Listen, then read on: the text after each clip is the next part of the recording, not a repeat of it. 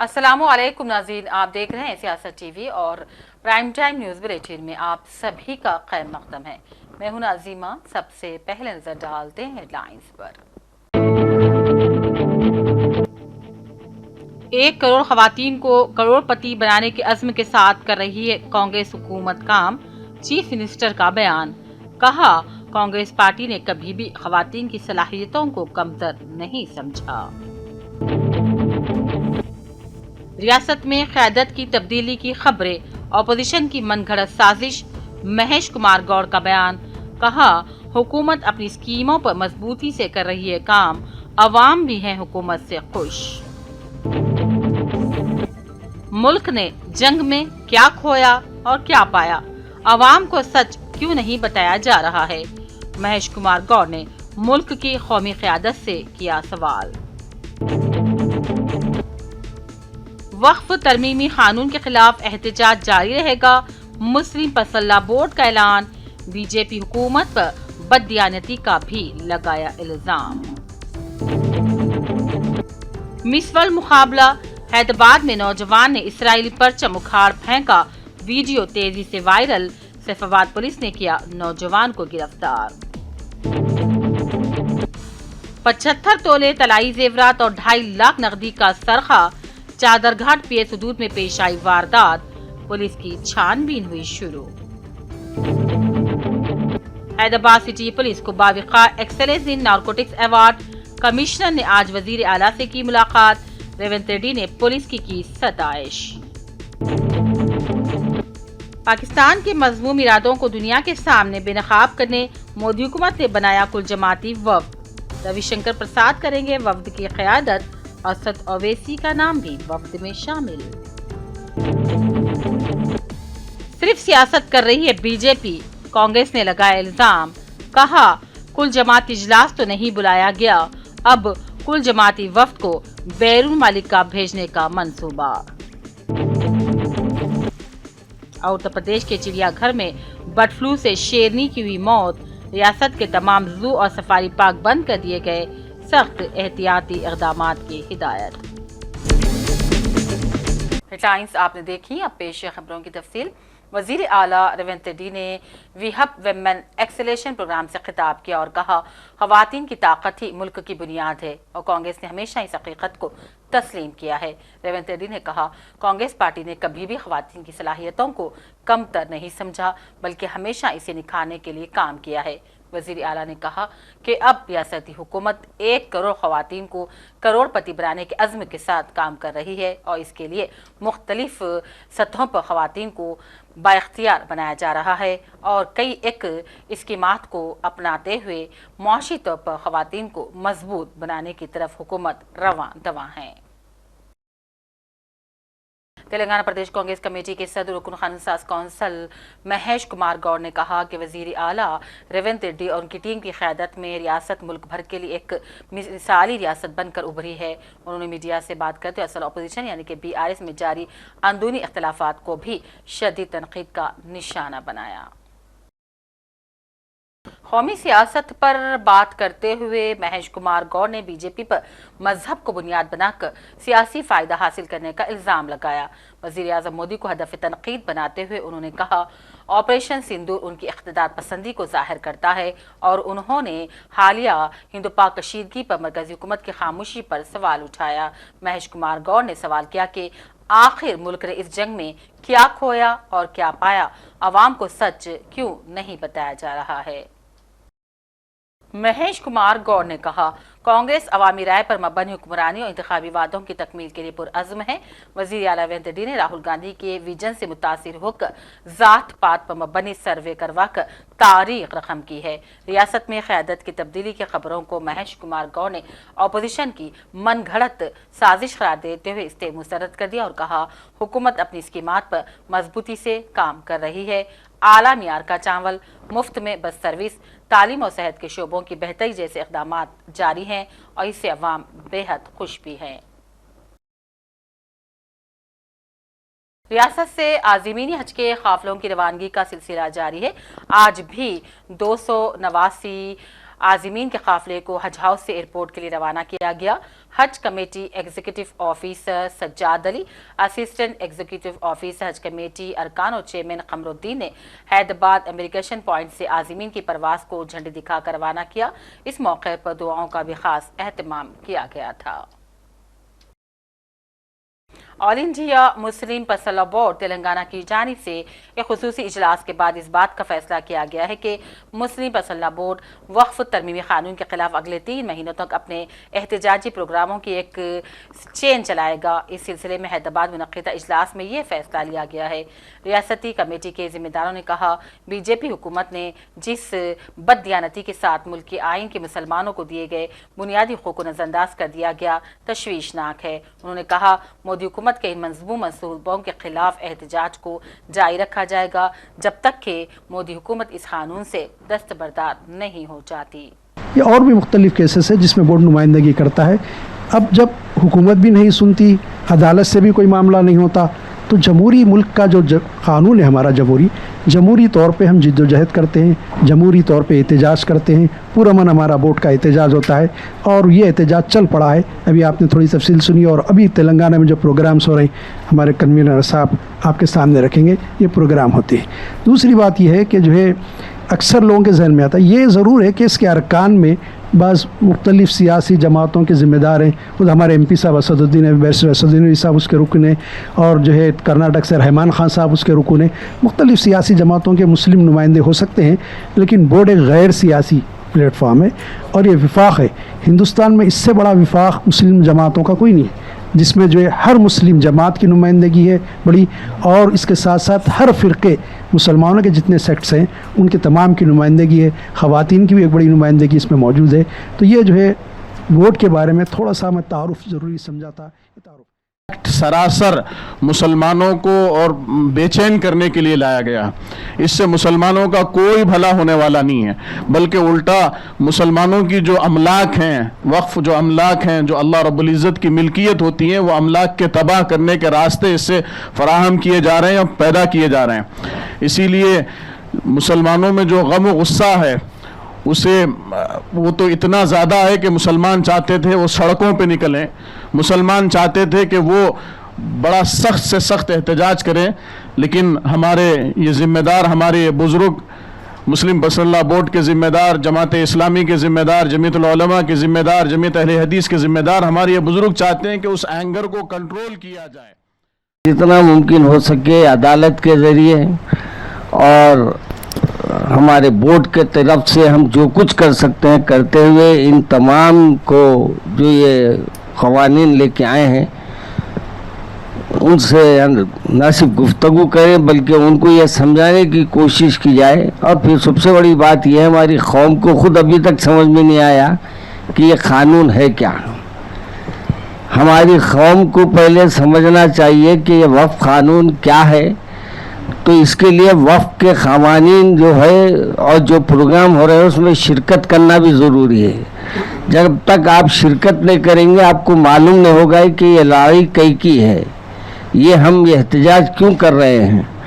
लिहाजा हमारे अवाम उन्नास तक आपके ज़रिए जब बात जाएगी तो उनको ये मालूम होगा कि जो कुछ हम काम कर रहे हैं ये वक्फ प्रॉपर्टीज़ की हिफाजत के लिए कर रहे हैं।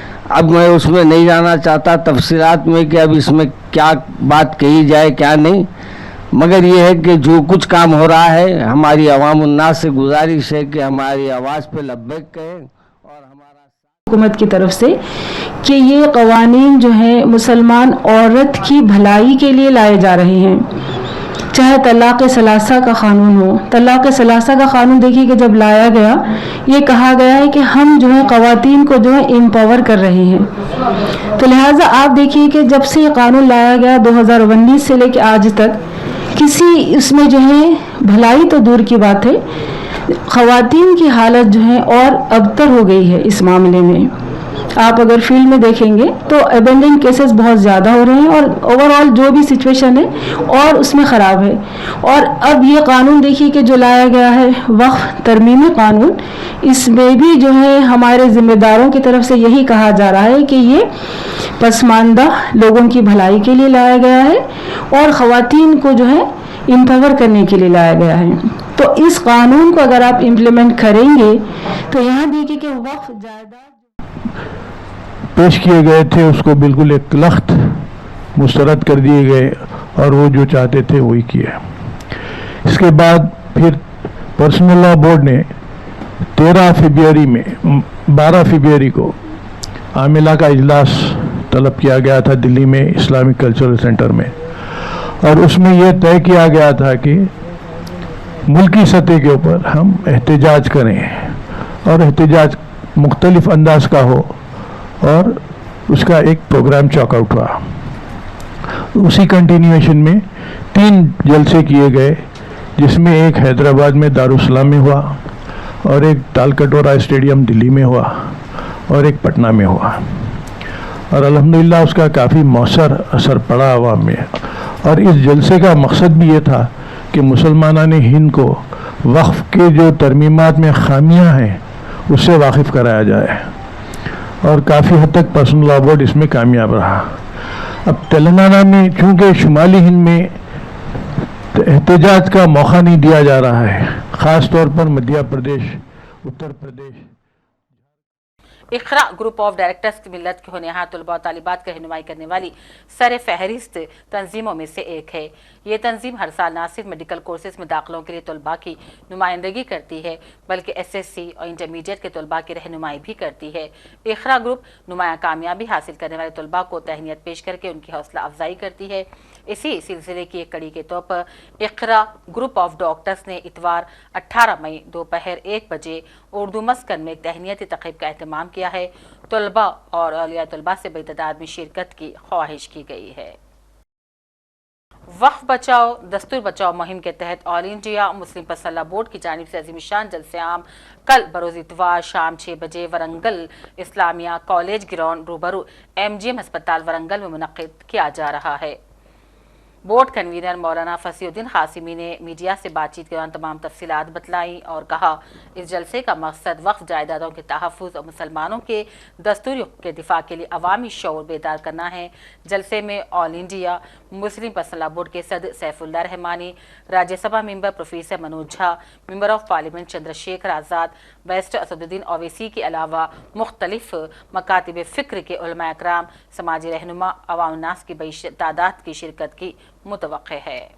ये इजलास 18 तारीख बरोज़ इतवार शाम 6 बजे का ये इजलास अजीमुशान जलसा ज़ेर सदारत हज़रत मौलाना खालिद सैफुल्लाह रहमानी साहब सदर All India Muslim Personal Board इनेकाद अमल में लाया जा रहा है। मेहमानाने खुसूसी की हैसियत से जनाब बैरिस्टर असदुद्दीन ओवैसी साहब सदर कुल हिंद मजलिस इत्तेहादुल मुस्लिमीन व मेंबर पार्लियामेंट हैदराबाद और professor Manoj Kumar Jha member of parliament और जनाब Chandrashekhar Azad member of parliament, जनाब हजरत मौलाना मोहम्मद अहसन अल हुमूमी निज़ामी कादरी शाही इमाम खतीब मस्जिद बाग आम्मा हैदराबाद, मोहतरम जनाब डॉक्टर खालिद मुबश्शिर ज़फ़र साहब अमीर हल्क़े जमात इस्लामी हिंद तेलंगाना, मौलाना मोहम्मद शफीक आलम जामिई अमीर जमियत अहले हदीस स्टेट तेलंगाना, मौलाना डॉक्टर हैदर निसार हुसैन साहब रुकन all India Muslim Personal board, मौलाना मोहम्मद बानईम मज़ाहिरी नायब नाज़िम मजलिस इल्मिया तेलंगाना व Andhra. City police commissioner CV आनंद ने दुबई में बैनुल अक़वामी पुलिस सबराही इजलास में इंसदाद मुनशियात में एक्सेलेंस अवार्ड हासिल करने के बाद आज वज़ीर आला रेवंत रेड्डी से मुलाकात की। 138 ममालिक के साथ मुकाबला करते हुए तेलंगाना दुनिया में नंबर 1 बनकर उभरा है। CM ने CP आनंद की कोशिशों की भरपूर सताइश की और रियासत को आलमी सतह पर पहचान दिलाने के लिए तेलंगाना पुलिस की भी खूब सताइश की। गचीबौली इंडोर स्टेडियम में आज एक मुनफरिद और दिलकश मंजर उस वक्त देखने को मिला जब दुनिया भर से आई हुई मिस वर्ल्ड की हसीनाओं ने खूबसूरती के साथ खेलों के मैदान में भी अपनी सलाहियतों का मुजाहरा पेश किया। ये शानदार इवेंट मिस वर्ल्ड फाउंडेशन की जानिब से ब्यूटी विद प्रेस प्रोग्राम के तहत मुनक्किद हुआ और इसका मकसद खूबसूरती के साथ सेहतमंद तर्ज ज़िंदगी, खेलों की अहमियत और बैनुल अक़वामी हम आहंगी का पैगाम देना था। रियासती वज़ीर जोपल्ली कृष्णा राव ने शम्मा जलाकर इन खेलों का इफ्तिताह अंजाम दिया।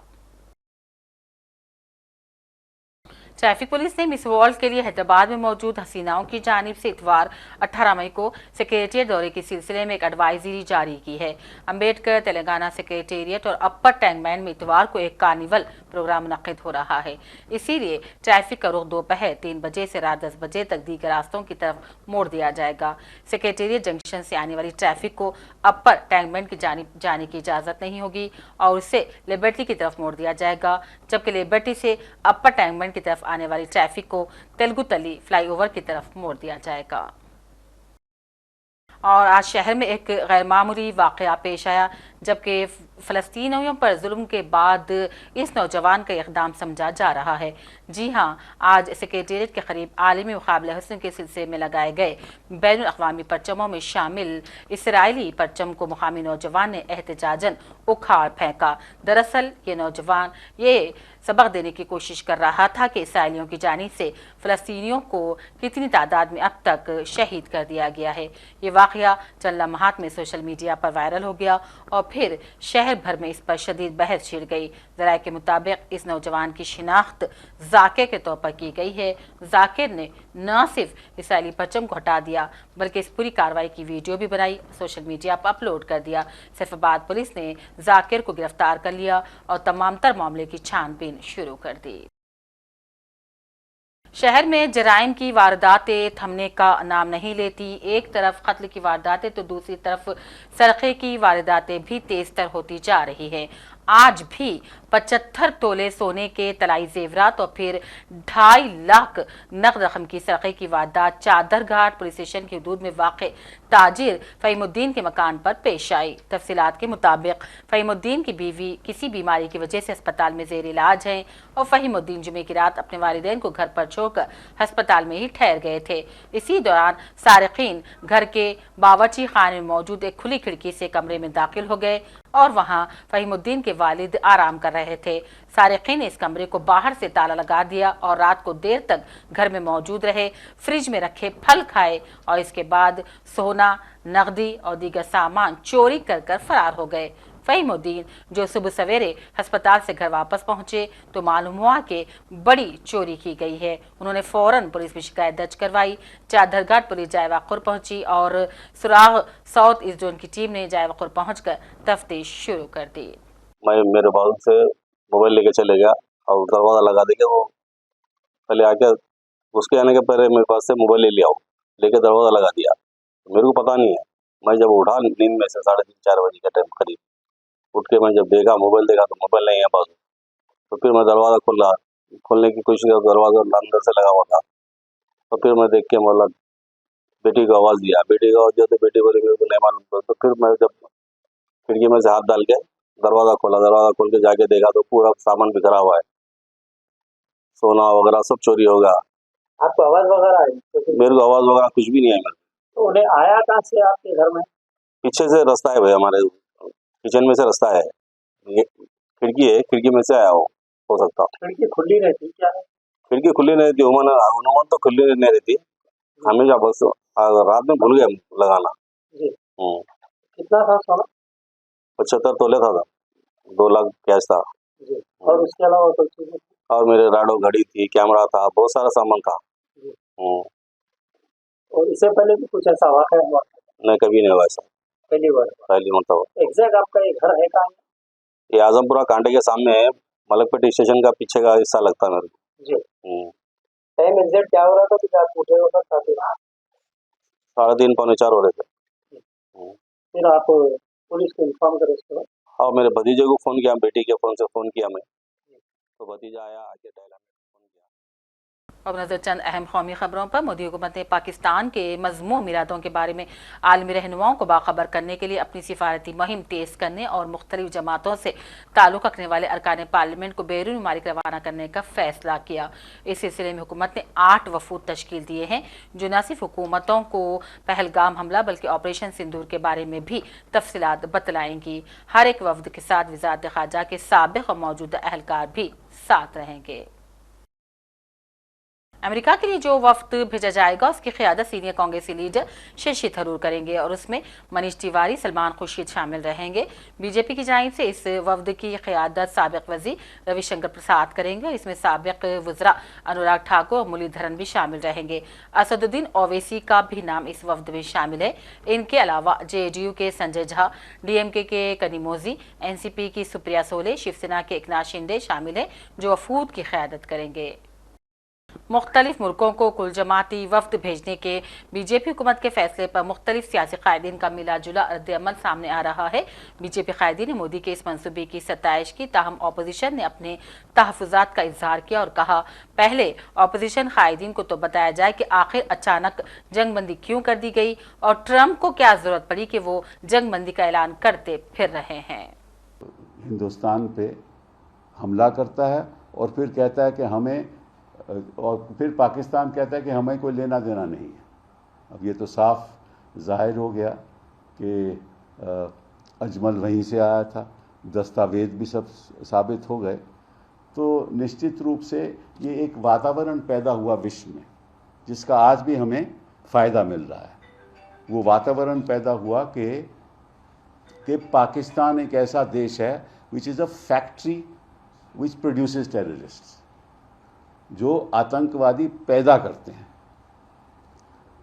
और मैं समझता हूं कि इसी की वजह से आज विश्व में ये एक देश, हर देश की लगभग सोच है जो पाकिस्तान से खास जुड़ा हुआ नहीं है कि भाई पाकिस्तान, इवन चाइना ने भी टेररिस्ट अटैक का विरोध किया और कहा कि निंदाजनक है। तो सभी जानते हैं कि पाकिस्तान के द्वारा ये होता है। अब बट सभी स्टेट के साथ जोड़ना नहीं चाहते, लेकिन सभी को मालूम है। तो ये माहौल पैदा करना बड़ा ज़रूरी था। इस बीच आपको मालूम है कि जो टेररिस्ट एक्टिविटी कश्मीर में घटती गई, डॉक्टर मनमोहन सिंह के कार्यालय में ही घटती गई। जब 2014 आया तो आप अगर आंकड़े देखोगे तो आज से कम टेररिस्ट अटैक्स हुए थे, आज से भी कम। ये शायद जनता को पता नहीं। 2014 में the number of attacks bye terrorist in Jammu and Kashmir was less than what happened in later years after 2014. ये भी एक रियलिटी है। तो निश्चित रूप से और भारत की स्ट्रैटेजी, भारत की सोच, तो मैं बहुत अनुग्रहित हूँ माननीय प्रधानमंत्री जी का कि जो सांसदों का डेलीगेशन जा रहा है उसमें एक डेलीगेशन को लीड करने के लिए उन्होंने मुझे चुना है। जहाँ तक सुबह मुझे जानकारी मिली है कि मेरी अगुवाई में जो डेलीगेशन जाएगा वो सऊदी अरेबिया, बहराइन, कुवैत और अल्जीरिया जाएगा। तो जाकर के मैं ब्रीफिंग हम लोग लेंगे और फिर भारत का प्रभावी पक्ष और अपने प्रधानमंत्री जी की सोच और भारत की एकता इस पूरे मामले में, और एक हमारे प्रधानमंत्री की बहुत विशेष सोच है जो बताना ज़रूरी है कि जो 7 डेलीगेशन चुने गए हैं उसमें कई डेलीगेशन के नेता विपक्ष के लोग हैं। ये बहुत बड़ी सोच है। हाँ, तो एक बहुत ही संवेदनशील इलाके में मुझे भेजा जा रहा है। मैं जाऊंगा, देश हित में जो भी काम करना हो करूंगा। शहबाज शरीफ ने एक्सेप्ट किया है कि उनके आर्मी चीफ ने उनको सूचना दी कि मिसाइल अटैक हुआ है, और उन्होंने एक बात ये की हम लोग बैठ के बात कर लें। डिफेंस मिनिस्टर की वार्निंग के बाद उनका बयान है। देखिए, सवाल बैठकर बात करने का नहीं है, सवाल आतंकवादियों के खिलाफ कार्रवाई करने का है। और माननीय प्रधानमंत्री जी ने 2 पैमाने सेट किए हैं। आतंकवाद करोगे तो उसको युद्ध माना जाएगा, और दूसरा कि बातचीत होगी कश्मीर के मामले में, तो पाक ऑक्युपाइड कश्मीर पर बात होगी। तो ये तो स्टैंडर्ड तय है। कश्मीर के जिले डोडा में आज तिरंगा रैली निकाली गई, जिसमें सोफिया कुरैशी और विमका सिंह की सताइश की गई। रैली में शहीद लोगों ने कहा, 2 खवातीन ने ऑपरेशन सिंदूर की क़यादत करके न सिर्फ दहशतगर्दों से बदला ले लिया, बल्कि पैगाम दिया कि हिंदुस्तान के खवातीन किसी से कम नहीं। डाली गई है उसके लिए, और जिस बर्बरता से उन्होंने हमारे लोगों की हत्या की है, ये उनके लिए जवाब है कि भारत की सारी जनता अपने देश के साथ है, और इसी तरीके से एकजुट रह के उनको इसी तरीके से मुंह तोड़ जवाब दिया जाएगा। मैम, हमने देखा है कि ऑपरेशन जो है, ऑपरेशन सिंदूर जो है, 2 लेडीज ऑफिसर ने शुरुआत की उसकी, तो उसको किस तरह से आप देखते हैं, कितना गर्व महसूस होता है? बहुत गर्व महसूस होता है। आप देखिए जिस तरीके से लोग कहते हैं कि औरतों की भागीदारी कम है, आप देखिए कि इतना बड़ा ऑपरेशन जिसका नाम सिंदूर दिया गया, क्योंकि जिस तरह से इन लोगों ने मांगे उजाड़ी, बच्चों को उनके सर से उनके पिता का साया खत्म कर दिया, ये नाम रिप्रेजेंट करता है कि किस तरीके से भारत हर चीज को कितनी सीरियसनेस से लेता है, कि जिस तरीके से उन्होंने ये चीजें की, और बहुत गर्व महसूस होता है कि इस तरह से हमारी भारत, हमारी इंडियन आर्मी। उधर कांग्रेस ने मध्य प्रदेश के वजीर और बीजेपी के लीडर विजय शाह को बचाने की बीजेपी की कोशिशों की कड़ी मजम्मत की और कहा, मुल्क की बहादुर बेटी ने ऑपरेशन सिंदूर की क़यादत करके मुल्क का सर ऊंचा किया और बीजेपी के लीडर उनकी हद तक के दर पे हैं। असलियत यह है कि अभी 48 घंटे नहीं बीते हैं और बीजेपी के ही मध्य प्रदेश के मंत्री विजय शाह ने इस देश की सबसे होनहार, सबसे वीर, सबसे बहादुर सैनिक बेटी सोफिया कुरैशी के बारे में जो कहा वो आपने सुना। वो सुनकर पूरा देश स्तब्ध है। मैं उन शब्दों को दोहराऊंगी नहीं, क्योंकि मैं उस तरह का पतन नहीं करना चाहती हूं इस मंच से। और बीजेपी ने इस आदमी के खिलाफ भी कोई कार्रवाई नहीं की, कोई अनुशासनात्मक कार्रवाई नहीं की गई। बीजेपी और मध्य प्रदेश की सरकार और दिल्ली की केंद्र सरकार हाथ पर हाथ धरे बैठी रही, जब तक कि जबलपुर हाईकोर्ट ने निर्देश नहीं दिया कि एफआईआर हो। और एफआईआर भी बिल्कुल अनमने ढंग से बिना प्रॉपर चार्जेस लगाई की गई, और उसका कच्चा चिट्ठा आज कल हाईकोर्ट की सुनवाई के दौरान बयां हो चुका है। क्योंकि पूरी की पूरी पार्टी और सारी सरकार, केंद्र की भी और मध्य प्रदेश की भी, विजय शाह को बचाने में जुटी हुई थी। अब वो जगदीश देवड़ा को बचाने में जुट जाएगी। असलियत यह है कि मध्य प्रदेश के हाई कोर्ट ने कल सुनवाई के दौरान कहा कि जिस तरह की एफआईआर दर्ज हुई है वो सिर्फ और सिर्फ दिखावा है, और एफआईआर में ऐसा कुछ भी नहीं है जिससे संज्ञेय अपराध दर्शाया जा सके। अदालत ने टिप्पणी करते हुए कहा कि यह ड्राफ्ट ही ऐसा बनाया गया है कि इसको रद्द किया जा सके, और बेंच ने आगे कहा कि इस एफआईआर में कुछ नहीं है। बेंच ने कहा इसमें सुधार करना चाहिए, बिना हस्तक्षेप के और बिना दबाव के ऐसा एफआईआर की जांच को आगे बढ़ाई जाए और उसकी सुनवाई फिर से होगी। यह असलियत है मध्य प्रदेश की सरकार की, यह असलियत है मध्य प्रदेश की पुलिस की, यह असलियत है बीजेपी की मध्य प्रदेश में और बीजेपी की दिल्ली में। अभी तक आपने एक बार भी जेपी नड्डा जी के मुंह से, अमित शाह जी के मुंह से, खुद प्रधानमंत्री नरेंद्र मोदी जी के मुंह से सुना कि यह बिल्कुल गलत कहा गया है? अभी तक बीजेपी के किसी भी नेता ने आके कहा जगदीश देवड़ा और विजय शाह जैसे लोगों की सभ्य समाज में कोई जगह नहीं है? सरकार तो बहुत दूर की बात है। बर्ड फ्लू के बायस शक्ति नामी शेरनी की मौत के बाद एहतियाती तदाबीर के तौर पर उत्तर प्रदेश के तमाम चिड़ियाघर और सफारी पार्क्स को आर्जी तौर पर बंद कर दिया गया है। गोरखपुर के शहीद अशफाकुल्ला खान ज़ूलॉजिकल पार्क में इन्फ्लुएंजा या बर्ड फ्लू से इस शेरनी की मौत की इत्तला है। इस वबा पर रद्दअमल जाहिर करते हुए उत्तर प्रदेश के वजीर जंगलात ने कहा, जिस लम्हे बर्ड फ्लू केस की तस्दीक हुई, एहतियातन रियासत में तमाम तर चिड़ियाघरों को 1 हफ्ते के लिए बंद किया जा रहा है। कानपुर के ज़ूलॉजिकल पार्क को भी एहतियाती इक़दाम के तौर पर बंद कर दिया गया है। दरियासना इटावा लॉइन सफारी पार्क के डायरेक्टर अनिल कुमार ने बताया कि चिड़ियाघर के जानवरों की सेहत की निगरानी की जा रही है, तमाम तर एहतियाती तदाबीर भी अपनाई गई है। एक बाघिन जिसकी मृत्यु गोरखपुर में हुई है, उसका सैंपल जब हम लोगों ने भोपाल भेजा था, तो वहाँ पे H5 स्ट्रेन जो एवियन इन्फ्लुएंजा का होता है वो पॉजिटिव आया है। तो उसको देखते हुए लखनऊ, यहाँ पे उत्तर प्रदेश के जितने भी जू हैं और सफारी हैं, सबको 1 हफ्ते के लिए बंद कर दिया गया है। उसी के क्रम में इटावा सफारी पार्क को भी जो है 20 मई तक जो है इसको बंद करके रखा गया है। और कोई भी इन्फेक्शन हमारे जानवरों को ना हो, इसके लिए सभी जो हमारे जो कीपर्स हैं उनके हेल्थ की हम लोग मॉनिटरिंग करा रहे हैं और उनको जो उनका यूनिफॉर्म है उस यूनिफॉर्म में ही पूरे किट के साथ में, अगर बाड़े के अंदर जाना अपरिहार्य है तो उसके मतलब पूरा किट जो है प्रॉपरली पहनने के बाद ही अंदर जाएंगे, जिसमें मास्क है और डांगरी है, साथ में ग्लव्स पहन के जाना है और शू पहन के अगर जा रहे हैं तो शू के ऊपर जो है शू कवर लगा के ही अंदर जाना है। बाकी जो सैनिटाइज़र है उसका प्रॉपरली यूज़ करना है। जो हम लोगों ने सभी गेट के सामने जो कोर्सलिन और इसका चूना जो हम लगा कर रखते हैं तो वो उसमें पैर डिप करके ही जाना है ताकि कोई भी इन्फेक्शन वो अंदर लेके नहीं जा सके। क्या कुछ सिम्टम्स नज़र आते हैं इनमें? देखिए, इन्फ्लुएंजा का जब भी कोई इन्फेक्शन होता है, ये एक वायरल डिजीज़ है, तो इसमें सबसे पहले तो फीवर आना स्टार्ट होता है। उसके बाद जो है रनिंग नोज इसमें होता है, नाक जो बने लगता है, आंख लाल हो जाती है, बॉडी में बॉडी एक होता है, मतलब शरीर में दर्द होता है और एनिमल जो है ऑफ फीड हो जाता है। तो इस तरह का फिलहाल कोई सिम्टम। आखिर में हेडलाइंस पर डालते हैं एक और नजर। 1 करोड़ खवातीन को करोड़पति बनाने के अज़्म के साथ कर रही है कांग्रेस हुकूमत काम, चीफ मिनिस्टर का बयान। कहा, कांग्रेस पार्टी ने कभी भी खवातीन की सलाहियतों को कमतर नहीं समझा।